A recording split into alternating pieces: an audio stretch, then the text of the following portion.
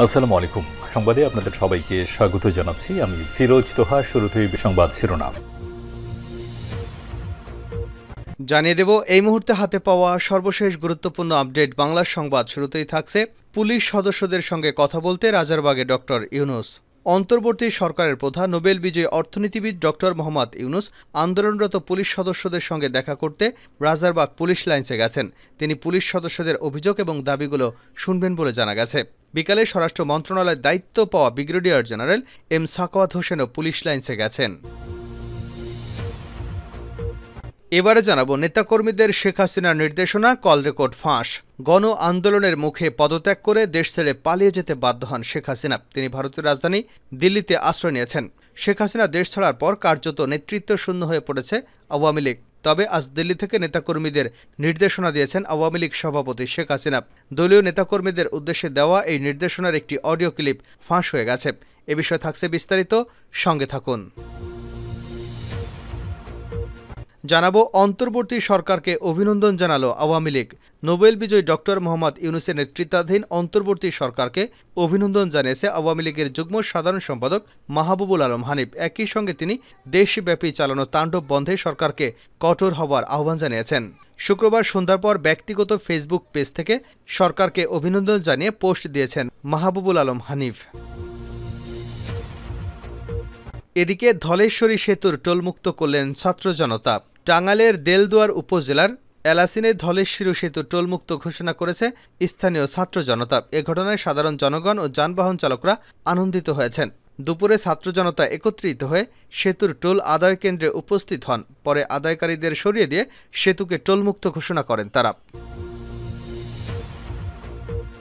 জানিয়ে দেব অন্তর্বর্তী সরকারের সব মন্ত্রণালয়ে সম্পৃক্ত করা হচ্ছে শিক্ষার্থীদের। অন্তর্বর্তীকালীন সরকারের সব মন্ত্রণালয় উপদেষ্টাদের পাশাপাশি কাজের ক্ষেত্রে আন্দোলনকারী শিক্ষার্থী প্রতিনিধিদেরও সম্পৃক্ত করার কথা ভাবা হচ্ছে। তবে কিভাবে তাদের এ কাজে সম্পৃক্ত করা হবে তা জানানো হয়নি। শুক্রবার রাষ্ট্রীয় অতিথি ভবন যমুনায় উপদেষ্টা পরিষদের প্রথম বৈঠক শেষে একথা জানানো হয়। এবং সর্বশেষ জানাবো আন্তর্জাতিক সংবাদ। হঠাৎ বঙ্গোপসাগরের অদূরে চীনের জাহাজ, উদ্বিগ্ন ভারত। বাংলাদেশে ক্ষমতার পালাবদলের পরই বঙ্গোপসাগরের অদূরে দেখা যাচ্ছে চীনের নজরদারি জাহাজ।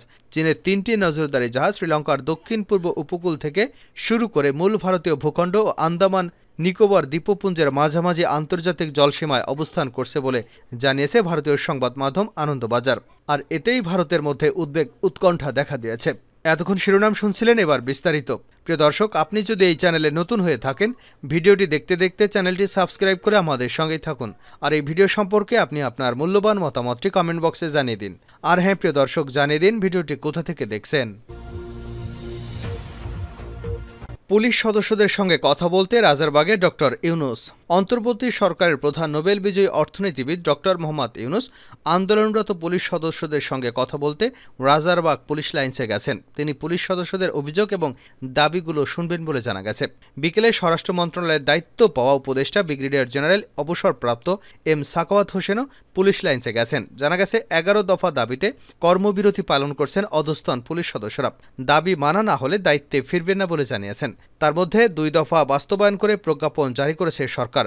বাকিগুলোর বাস্তবায়ন চান তারা। পুলিশের দাবির মধ্যে রয়েছে রাজনৈতিকভাবে যাতে পুলিশ সদস্যকে ব্যবহার করা না যায় এ কারণে কমিশন গঠন, বৈষম্যবিরোধী ছাত্র আন্দোলনে যে পুলিশ সদস্যদের হত্যা করা হয়েছে তাদের বিচার করতে হবে, পুলিশ কোনো সরকার বা রাজনৈতিক দলের অধীনে কাজ করবে না, পুলিশ নিরপেক্ষ ভূমিকা পালন করে বাংলাদেশের জনগণের সেবা তথা রাষ্ট্রের নিরাপত্তার জন্য নিয়োজিত থাকবে, সারাদিনে 8 ঘন্টার বেশি ডিউটি করানো যাবে না, অধস্তন কর্মচারীরা ঊর্ধ্বতন কর্মকর্তাদের কোনো অবৈধ বা মৌখিক আদেশ পালন করতে পারবেন না, অধস্তন কর্মচারীদের পদোন্নতির ক্ষেত্রে ঊর্ধ্বতন কর্মকর্তাদের পদোন্নতির মতো পন্থা অবলম্বন করতে হবে, বার্ষিক নৈমিত্তিক ছুটি 20 দিনের পরিবর্তে 60 দিন করতে হবে। এছাড়া ঊর্ধ্বতন কর্মকর্তাদের মতো অধস্তন কর্মচারীদের সোর্স মানি দিতে হবে।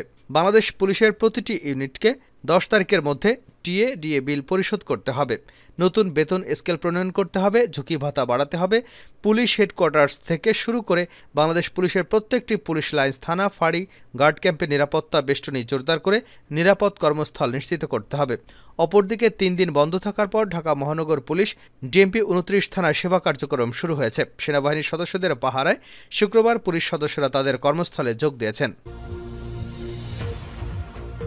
নেতাকর্মীদের শেখ হাসিনার নির্দেশনা, কল রেকর্ড ফাঁস। গণ আন্দোলনের মুখে পদত্যাগ করে দেশ ছেড়েছেন শেখ হাসিনা। তিনি ভারতের রাজধানী দিল্লিতে আশ্রয় নিয়েছেন। শেখ হাসিনা দেশ ছাড়ার পর কার্যত নেতৃত্ব শূন্য হয়ে পড়েছে আওয়ামী লীগ। তবে আজ দিল্লি থেকে নেতাকর্মীদের নির্দেশনা দিয়েছেন আওয়ামী লীগ সভাপতি শেখ হাসিনা। দলীয় নেতাকর্মীদের উদ্দেশ্যে দেওয়া শেখ হাসিনার নির্দেশনার একটি অডিও ক্লিপ ফাঁস হয়েছে, যেখানে শেখ হাসিনাকে ছাত্রলীগের একজন নেতার সঙ্গে টেলিফোনে কথা বলতে শোনা যায়। ফাঁস হওয়া অডিও ক্লিপে শেখ হাসিনাকে বলতে শোনা যায়, আমি যে নির্দেশনা দিচ্ছি সেটা কাউকে বলা যাবে না। তোমরা প্রশাসনের কাছে বলবে অমুককে মারছো কেন, আমার ভাইকে মারছে কেন, জবাব দাও। তরুণদের এভাবে পাকিস্তানি হানাদার বাহিনীর মতো মারছে কেন, জবাব দাও। শেখ হাসিনাকে আরও বলতে শোনা যায়, তোমরা সবাই সেফ থাকবা, নিরাপদ থাকবা, সবাইকে নিরাপদ থাকতে হবে, এটা মানুষকে জানিয়ে দাও। এ সময় অন্য কণ্ঠ থেকে বলতে শোনা যায়, আপা আমরা ছাত্রলীগ, আমরা আপনার সঙ্গে বেইমানি করিনি, আমরা রাজপথে রক্ত দিয়েছি, আমরা জীবন দিয়েছি, প্রয়োজনে আবারও জীবন দেব, 1000 বার জন্ম নিব। আপা আমরা আপনার সঙ্গে বেইমানি করিনি, কখনো করব না। অন্তর্বর্তী সরকারকে অভিনন্দন জানালো আওয়ামী লীগ। নোবেল বিজয়ী ডক্টর মোহাম্মদ ইউনূসের নেতৃত্বাধীন অন্তর্বর্তী সরকারকে অভিনন্দন জানিয়েছে আওয়ামী লীগের যুগ্ম সাধারণ সম্পাদক মাহবুবুল আলম হানিফ। একই সঙ্গে তিনি দেশব্যাপী চালানো তাণ্ডব বন্ধে সরকারকে কঠোর হওয়ার আহ্বান জানান। শুক্রবার সন্ধ্যার পর ব্যক্তিগত ফেসবুক পেজ থেকে নতুন সরকারকে অভিনন্দন জানিয়ে পোস্ট দেন মাহবুবুল আলম হানিফ। ওই পোস্টে তিনি লেখেন, অন্তর্বর্তী সরকারের প্রতি অভিনন্দন রইল। দেশব্যাপী নারকীয় হত্যাকাণ্ড, বাড়িঘরে লুটপাট, অগ্নিসংযোগ বন্ধ করার জন্য কঠোর পদক্ষেপ নেওয়ার জন্য সরকারের প্রতি আহ্বান জানাচ্ছি। 5ই অগাস্ট ছাত্র জনতার গণঅভ্যুত্থানে দেশত্যাগ করে পালিয়ে ভারতে চলে যান টানা 4 বারের প্রধানমন্ত্রী ও আওয়ামী লীগ সভাপতি শেখ হাসিনা। এরপরই বিক্ষুব্ধ ছাত্র জনতা আওয়ামী লীগের কার্যালয়ে ভাঙচুর ও অগ্নিসংযোগ করে। ধলেশ্বরী সেতু টোলমুক্ত করলেন ছাত্র জনতা। টাঙ্গাইলের দেলদুয়ার উপজেলার এলাসিনে ধলেশ্বরী সেতু টোলমুক্ত ঘোষণা করেছেন স্থানীয় ছাত্র জনতা। এ ঘটনায় সাধারণ জনতা ও যানবাহন চালকরা আনন্দিত হয়েছেন। বৃহস্পতিবার দুপুরে ছাত্র জনতা একত্রিত হয়ে সেতুর টোল আদায় কেন্দ্রে উপস্থিত হন। পরে আদায়কারীদের সরিয়ে দিয়ে সেতুকে টোলমুক্ত ঘোষণা করেন তারা। স্থানীয় বাসিন্দাদের মতে, সেতুটি টোলমুক্ত করার প্রতিশ্রুতি থাকলেও আওয়ামী লীগের কিছু অসাধু নেতাকর্মী এবং কর্মকর্তাদের যোগসাজশে দীর্ঘদিন ধরে টোল আদায়ের কাজ পরিচালনা করে আসছিল। তারা মিথ্যা দরপত্রের মাধ্যমে টোল আদায়ের কার্যাদেশ নিয়েছিল এবং নিজেদের ইচ্ছামতো টোল নির্ধারণ করে যানবাহন চালকদের তা দিতে বাধ্য করা হয়েছিল। কিন্তু এতদিন কেউ ভয়ে প্রতিবাদ করতে পারেনি। অবশেষে ছাত্র জনতা একজোট হয়ে সাধারণ মানুষের দীর্ঘদিনের এই শোষণের হাত থেকে মুক্ত করে এবং স্বৈরশাসকের দোষদের বিতাড়িত করে সেতুটি টোলমুক্ত ঘোষণা করে। হঠাৎ বঙ্গোপসাগরের অদূরে চীনের জাহাজ, উদ্বিগ্ন ভারত। বাংলাদেশে ক্ষমতার পালাবদলের পরই বঙ্গোপসাগরের অদূরে দেখা যাচ্ছে চীনের নজরদারি জাহাজ। চীনের 3টি নজরদারি জাহাজ শ্রীলঙ্কার দক্ষিণ পূর্ব উপকূল থেকে শুরু করে মূল ভারতীয় ভূখণ্ড এবং আন্দামান নিকোবর দ্বীপপুঞ্জের মাঝামাঝি আন্তর্জাতিক জলসীমায় অবস্থান করছে বলে জানিয়েছে ভারতীয় সংবাদ মাধ্যম আনন্দবাজার। সংবাদ মাধ্যমটি জানিয়েছে, কয়েক মাস ধরেই জাহাজগুলোর উপস্থিতি চিহ্নিত হচ্ছিল ভারত মহাসাগরে, কিন্তু বাংলাদেশের ক্ষমতার পালাবদলের পর হঠাৎই ভারতীয় উপকূলের কাছাকাছি চলে এসেছে সেগুলো। আন্তর্জাতিক জলসীমায় থাকা ওই 3টি নজরদারি জাহাজের পরবর্তী গন্তব্য বঙ্গোপসাগর কিনা তা নিয়েও ইতিমধ্যেই জল্পনা তৈরি হয়েছে। জাহাজগুলো বাংলাদেশের কোনো বন্দর বা প্রতাশ্রয় ঘাঁটি গড়ে কিনা সে ব্যাপারেও উদ্বিগ্ন ভারত। প্রকাশিত একটি প্রতিবেদনে দাবি করা হয়েছে, শ্রীলঙ্কার দক্ষিণ পূর্ব থেকে শুরু করে মূল ভারতীয় ভূখণ্ড এবং আন্দামান নিকোবর দ্বীপপুঞ্জের মাঝামাঝি আন্তর্জাতিক জলসীমায় অবস্থান করছে শিয়ংইয়ংহং 3 এবং জোংসাংডংশু এবং ইউনওয়াং 7 নামের 3টি চীনা জাহাজ। এর মধ্যে শোশানডাসুং চীনের সামুদ্রিক গবেষণা নামে পরিচিত, 114.3 মিটার দীর্ঘ এবং 19.4 মিটার প্রস্থ, 6800 টনের জাহাজটি চীনের বৃহত্তম গবেষণা জাহাজ। উপগ্রহ চিত্রে ইতিমধ্যেই চীনা জাহাজের অবস্থান নিশ্চিত হয়েছে। আনন্দবাজার বলছে, ভারতের কাছে যে বিষয়টি বেশি উদ্বেগের তা হল অদূর ভবিষ্যতে শ্রীলঙ্কা বা মালদ্বীপের মতো বাংলাদেশের কোনো বন্দর বা পেতাশ্রয় চীনা নজরদারি জাহাজের ঘাঁটি হয় কিনা, কারণ সে দেশের বর্তমান অন্তর্বর্তী সরকারের এক অংশ চীনের সঙ্গে ঘনিষ্ঠতা রয়েছে। গত কয়েক বছরে চীনা নজরদার জাহাজ ওয়াং 5 এবং ইয়াং 24 হাও এবং ইয়াং 6 ভারতের প্রতিবেশী 2 দ্বীপরাষ্ট্র শ্রীলঙ্কান হাম্বাটোটা এবং মালদ্বীপের মালে বন্দরে সামরিক ঘাঁটি গেড়েছিল, যা নিয়ে ওই 2 দেশের সঙ্গে ভারতের কূটনৈতিক টানাপোড়েন হয়েছে। আনন্দবাজার বলছে, চীনের দক্ষিণ পশ্চিমে একটি বিরাট অঞ্চলে নিকটতম সমুদ্র বন্দর হল চট্টগ্রাম।